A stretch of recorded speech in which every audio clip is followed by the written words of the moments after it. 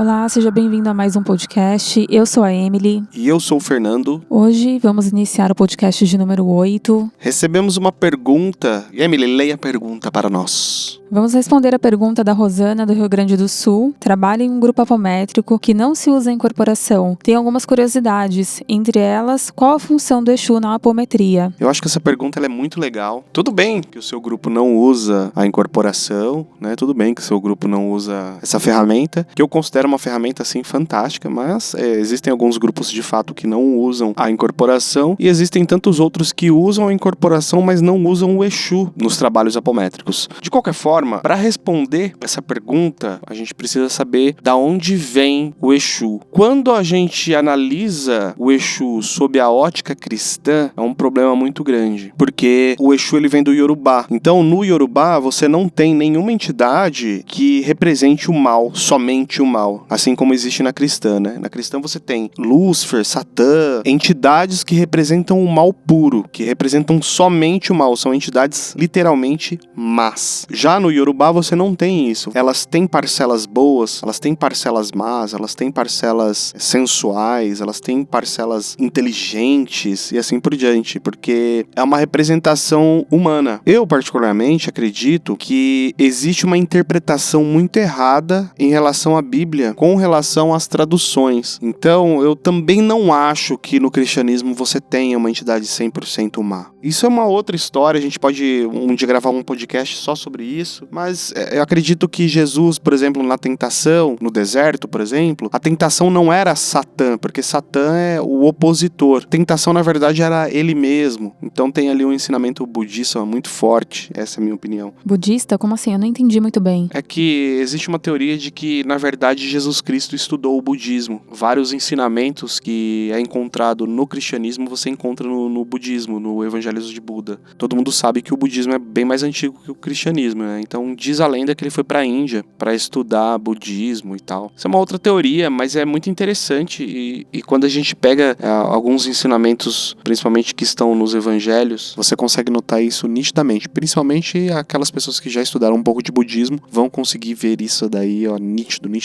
Desculpa, gente, um assunto vai levando a outro e a gente vai ramificando demais. Vamos voltar pro Exu, que é o que interessa. Na África, na época da colonização europeia, ainda no século XVI, o Exu foi sincretizado erroneamente com o diabo cristão pelos colonizadores. Devido ao seu estilo irreverente, brincalhão e a forma como é representado no culto africano. Por ser provocante, indecente, astucioso e sensual, é comumente confundido com a figura de Satã, o que é um equívoco, de acordo com a construção teológica iorubá. É importante deixar claro que ele não é uma oposição a Deus, e muito menos ele é considerado uma personificação do mal, mesmo porque na religião iorubá não existe diabos ou entidades encarregadas única e exclusivamente de coisas ruins. O Exu é aquele que faz a ligação entre o plano físico e o plano espiritual. A gente pode fazer também um paralelo com a Cabala, especificamente com a esfera de Rod, que lá a gente também tem os guardiões e os mensageiros, que são Anjo Miguel, Mercúrio, Anjo Anahuel, Thoth,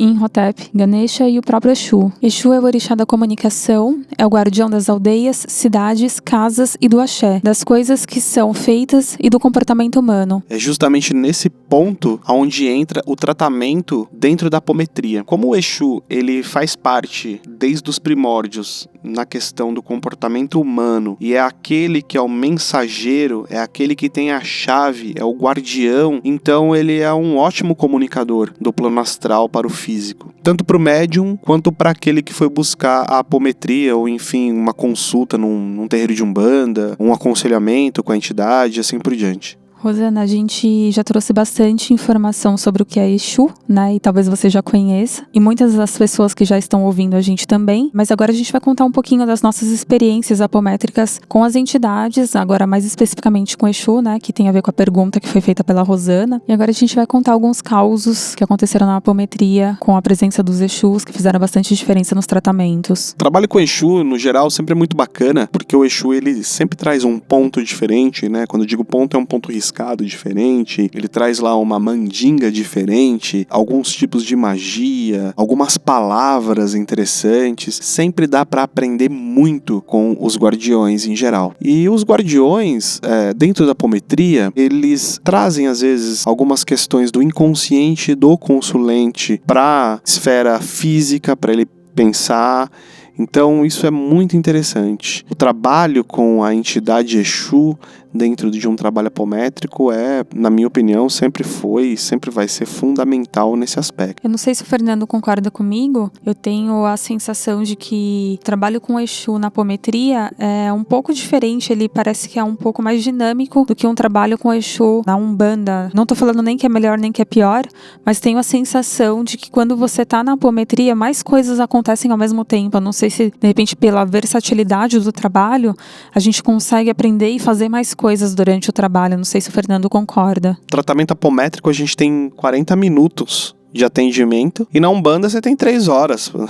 Dependendo da fila de consulente, você tem, sei lá, no mínimo 1 hora para ficar com o consulente e o consulente falando, né, ali dialogando com a entidade, e às vezes a entidade vai trazer um passe ou de repente um próprio obsessor ou de repente um trabalho espiritual X, um alinhamento de chakra, enfim, N trabalhos espirituais que dá para ser feito ali naquela 1 hora de atendimento, né? Muito diferente do tratamento apométrico, que o Exu tá ali mais para um auxílio, mais para firmar em terra algumas questões. Acontece muitas vezes no tratamento apométrico também da gente pedir permissão pro Exu se a gente pode ou não pode fazer, se estamos autorizados a fazer determinado trabalho ou não. Então às vezes o Exu vem em terra e fala, não, pode fazer, não pode fazer. Pegando enganche então no que você estava falando, né, sobre a entidade autorizar ou não, me lembro de um tratamento onde a gente atendeu uma consulente que ela trouxe sobre uma religião que dá pra dizer que foi desenvolvida até pela própria família dela. Eles seguiam as ritualísticas do livro de São Cipriano e desenvolviam novas ritualísticas. O X do atendimento é que ela falava que a vida profissional e a vida emocional dela não estava bem. O tratamento era especificamente para ela e para o filho dela, que era uma criança especial, tinha no máximo 10 anos. Foi interessante, primeiro porque eu não conhecia a religião, e segundo, porque a gente, né, como pessoa, ser humano, a gente sempre quer ajudar as pessoas, e quando a entidade vem em terra, ele nos explicou alguns contextos espirituais e não foi autorizado auxiliar a criança, e quando ele trouxe, né, essas questões espirituais, a gente conseguiu compreender porque que não seria adequado mexer na parte espiritual da criança. Foi bem interessante. Eu não estava nesse tratamento e eu me lembro de você falando sobre esse tratamento depois. Eu fiquei muito intrigado, né, com tudo isso, porque você falou sobre o livro de São Cipriano. É um livro, né, tem um capa preta, o capa de aço, com algumas ritualísticas e tal. E você disse que eles desenvolviam novas ritualísticas através de outras ritualísticas, e isso é muito louco. A questão é, por que o Exu não deixou fazer o tratamento na criança? Só pra eu entender e para as pessoas entenderem também. O que aconteceu? Ele explicou que a criança, em outro momento, em outra vida, tinha feito muitas coisas ruins para muitas pessoas, que existiam muitos cobradores kármicos que estavam esperando a oportunidade para fazer algum mal para essa criança, e a condição que ele estava naquele momento era o suficiente para, vamos dizer, deixar ele um pouco em paz, em tranquilidade. Então, se a gente trouxesse um pouco de tranquilidade, melhorasse um pouco a condição daquela criança, os cobradores kármicos viriam e atrapalhariam muito mais a vida dele. Então, aquela condição, na verdade, era a melhor condição que ele poderia vir naquele momento para poder se regenerar como espírito. Eu já peguei alguns tratamentos assim. Os Exus dizem o seguinte, olha, se a gente mexer no campo vibracional dessa criança, vão vibrar cordões ligados a cobradores kármicos, e os cobradores kármicos vão identificar aonde está essa criança. É tipo isso, né? É tipo isso, é uma espécie de camuflagem. Uma coisa interessante, que era uma doença muito rara, eu nunca tinha ouvido falar, mas pelo que a mãe relatou, existiam pouquíssimas crianças no mundo com essa doença, se eu não me engano eram 8 crianças. Geralmente a mortalidade era com base de 5 a 8 anos, né? E a criança já estava acima dessa média, e a gente ficou muito sensibilizado, foi muito difícil, mas é interessante de ver como a criança era esperta, né? Ele não falava, pelo menos não não falou no tratamento, mas era extremamente ativo. Ele tinha os brinquedinhos dele no chão, então ele andava e interagia com todo mundo. Inclusive, a gente conseguiu identificar, né, que ele via os espíritos porque ele apontava, ele tentava se comunicar do jeito dele. Foi muito interessante quando, no final do tratamento, o Exu estava se despedindo, né, ele estava comentando que ia sair para uma outra entidade vir e se comunicar. Antes disso, ele já estava apontando para o lugar onde o Exu falou que viria uma outra entidade, né? Foi muito interessante. Concluindo aqui, então, deu pra ver como é muito bacana você ter uma entidade em terra, um Exu em terra, dando diretriz do tratamento, caso a mesa não tenha certeza do que fazer, principalmente num caso tão delicado quanto esse. Acredito eu que mesmo que não tenha uma entidade em terra, os médiuns da mesa vão ser intuídos pelas entidades, se pode ou não pode fazer o tratamento. E geralmente vai ser um Exu para fazer isso, né? Porque o Exu ele tá tão próximo dessas questões de cobranças kármicas e tudo mais, que ao meu ver é raro dentro da apometria. Pelo menos essa é a minha opinião. Acredito eu que exista muitos tratamentos que equivocadamente a gente acha que é um cobrador kármico, mas na verdade não é. Nesse caso específico, tratando dessa doença tão rara, tratando dessa condição tão específica, nesse caso eu acredito que realmente seja um cobrador kármico ou vários cobradores kármicos que iriam vibrar o cordão, aliás, vibrar os cordões, né, no caso de vários cobradores kármicos, e a criança ia ser descoberta onde ela estaria encarnada, e aí os cobradores iriam encher o saco dele, enfim, encher o saco eu acho que talvez até seria o mínimo do que eles poderiam fazer com a criança, né? Concordo. Mas é importante falar, né, que a casa disponibiliza esse tipo de tratamento, os Exus e qualquer outro tipo de entidade de qualquer outra linha está acostumada a vir e trabalhar, mas acho que nas casas que não trabalham com entidades, como o Fernando mesmo já disse, pode vir de forma de intuição, aqueles outros médiums que ouvem provavelmente vão escutar ou ver, de alguma forma talvez a espiritualidade se comunique e quando não for para acontecer, possivelmente as entidades vão dar um jeito de se comunicar, né? Abrindo um parêntese aqui, vou contar uma experiência que aconteceu comigo muito interessante num tratamento onde eu me desdobrei, eu conseguia ver os Exus trabalhando na mesa. Os Exus, eles falavam entre eles uma língua muito estranha, era uma língua que lembrava um pouco o árabe, eu não sei muito bem. E aí, eu comecei a pesquisar isso na internet e vi em vários blogs e tal, e as pessoas dizendo que os Exus, às vezes, eles falam línguas sumerianas.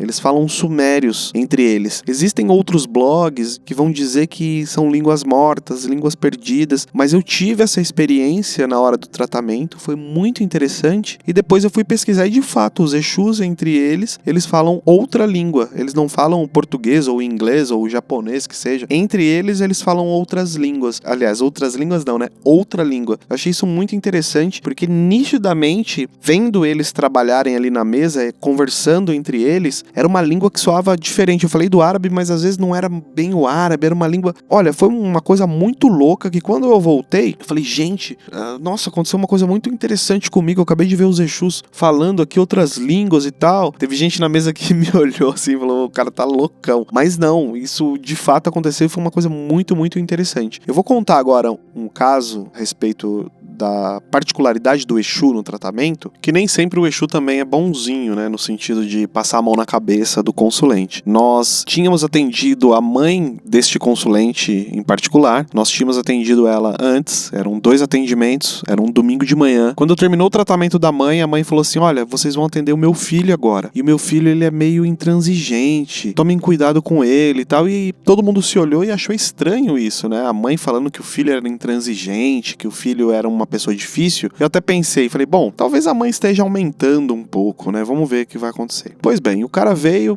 sentou lá para ser atendido e de fato o cara foi, acho que o consulente mais arrogante que eu já atendi em toda a minha vida. Você se lembra disso, Mi? Eu lembro. Foi bem interessante porque ele chegou bem humilde, né? Assim, naquele papel lobo em pele de cordeiro. Super simpático, cumprimentou todo mundo. Era um senhor, eu vou chutar ali na casa dos 50 para 60 anos. Então sentou, super simpático e contou lá o que ele estava procurando. Ele estava em busca do universo, em busca de conhecimento, mas ele era um cara que ele não se permitia o conhecimento. Tanto é que a questão sexual pesou bastante nesse tratamento e a gente perguntou como era o sexo pra ele, né? Ele disse assim que ele não precisava de sexo, que ele poderia se dar prazer. Ele começou a debater com todo mundo a respeito disso e ele não se permitia ter uma outra companheira porque ninguém era a altura dele, né? Essa era a real, ninguém era a altura do cara. Ele se achava tão grande, tão superior que não existia uma parceira que fosse a altura dele. Só pra fazer um parênteses aqui, a gente perguntou com relação à parte sexual, porque o chakra sexual dele a gente via assim, era notório como tava com problemas, né, nesse chakra. Então isso chamou bastante atenção e por isso que a gente questionou, né?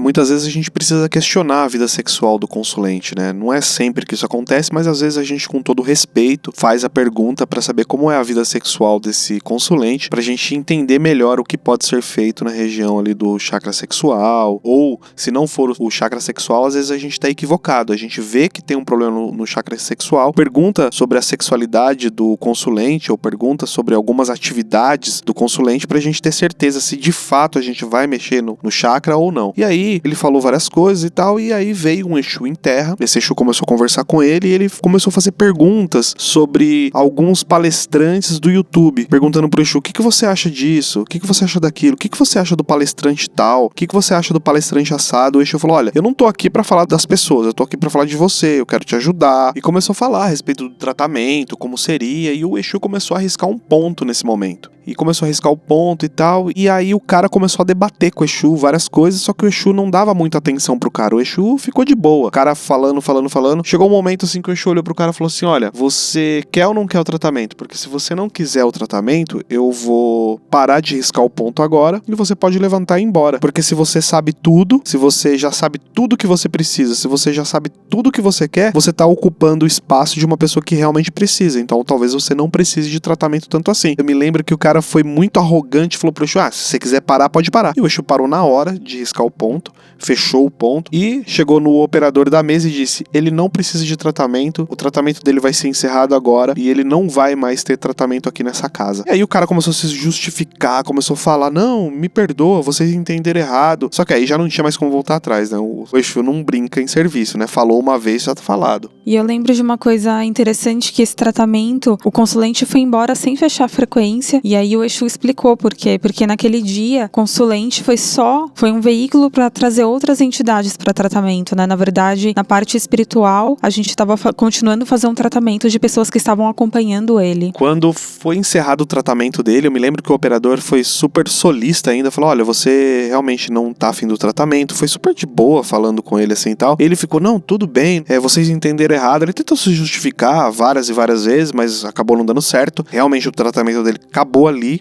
parou ali, e aí ele saiu, e aí a hora que o operador ia fechar a frequência, o Exu puxou o operador e falou, olha, não fecha a frequência dele, porque na verdade tem muito espírito junto com esse cara, e a gente vai dar auxílio também para esses espíritos que estão junto com esse consulente. Então, de uma forma ou de outra, também valeu a pena esse tratamento, porque o Exu nos ensinou uma coisa muito importante, às vezes o tratamento não é só pro consulente, o tratamento é para quem acompanha o consulente, né? Ele foi o veículo para levar outros espíritos, e estava na hora deles serem resgatados. Foi muito bacana. Mas uma curiosidade desse tratamento também foi o seguinte, todo mundo ficou incomodado com esse consulente, todo mundo, inclusive o operador, que o operador, ele é uma pessoa bem calma, ele também ficou incomodado, eu percebi que ele ficou bastante incomodado, né, com o consulente. Mas é interessante porque isso reverberou de alguma forma também no nosso inconsciente, né? Todos nós somos arrogantes em maior ou menor grau. Então, o consulente extremamente arrogante acaba sendo um espelho pra gente que tá ali. Então, acabamos também vendo a nossa arrogância no consulente. Então, por isso que a gente também ficou incomodado e por isso que a mesa toda ficou incomodada. Por isso que esse tratamento também nos mostrou uma coisa muito interessante, que é o que o Freud chama de projeção. Quando eu vejo no outro defeitos que eu tenho em mim, mas eu não consigo enxergar, porque está no âmbito do inconsciente, a gente tem que lembrar que o inconsciente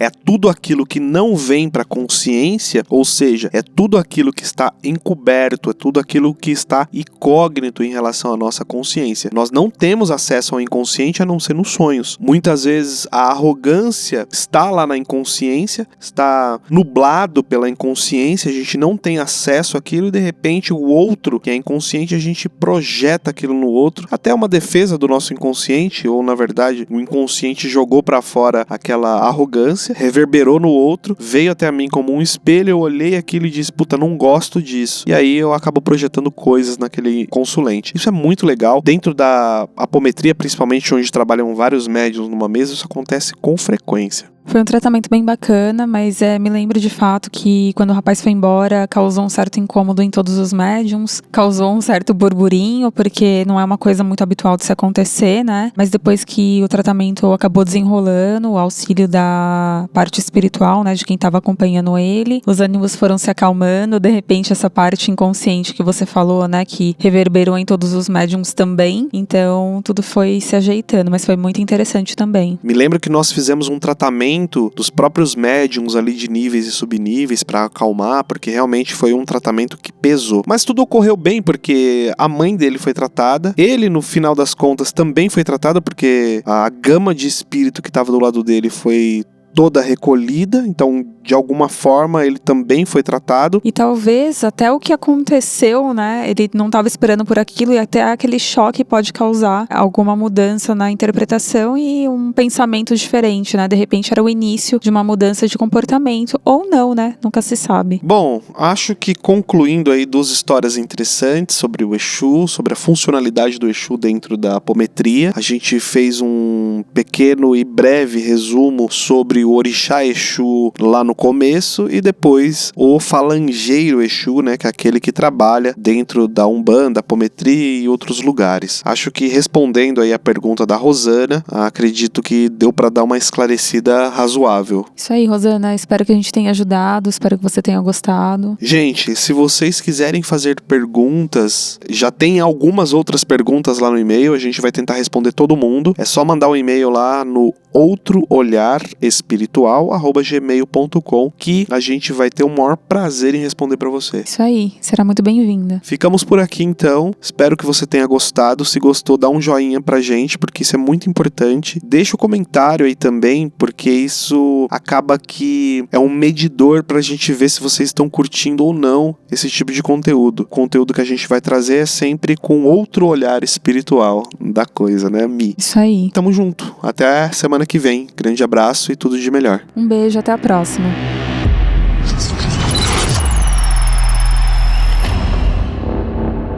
Outro olhar.